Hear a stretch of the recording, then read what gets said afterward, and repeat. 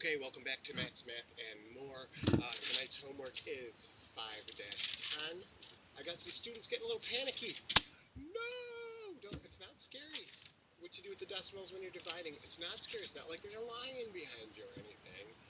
It's just we got to learn what to do with the decimal points. So what I want to start with is just what do you do with the decimal points when you're dividing. So I'm going to show you that first, and then we're going to take a look at how you actually do the division problem second. So hang in there. I'll be right back.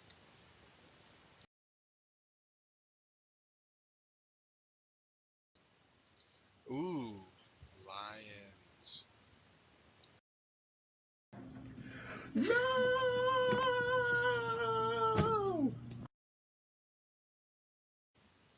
Okay, first thing you'll notice is that tonight's homework is mixed operations, so you're going to have some multiplication with decimals. I'm not going to review that right now, but hopefully you remember how to do those. And also is going to be some division with decimals. I want to check that out right now. First thing I suggest you do is just take a look at the divisors.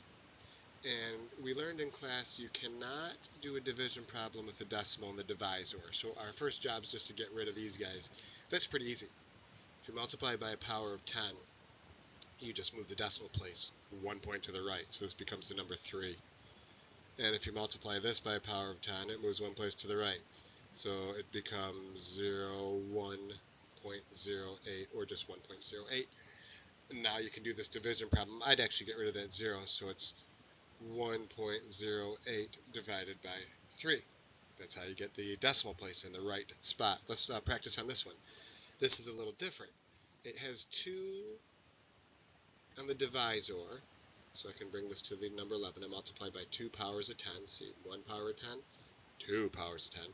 Nothing on the dividend, but as we've learned in class, there's always a decimal. It's just kind of hidden at the end of your dividend. If you don't have one in the dividend, it's hidden. And I moved by 2 powers of 10 here, so I'm moving by 2 powers of 10 here. So this would be 40700. I think kids have been getting confused because this one ends up with no decimal point. But really here at the end. This one ends up with a decimal point. It just depends where it starts in your dividend and in your divisor. So the next problem, we're multiplying by 2 powers of 10 becomes 67.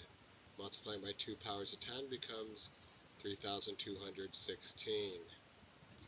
Same here. 2 powers of 10 becomes 44.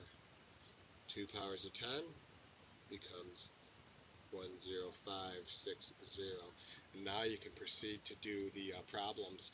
If you take a good look, this one still has a decimal in its dividend. These don't.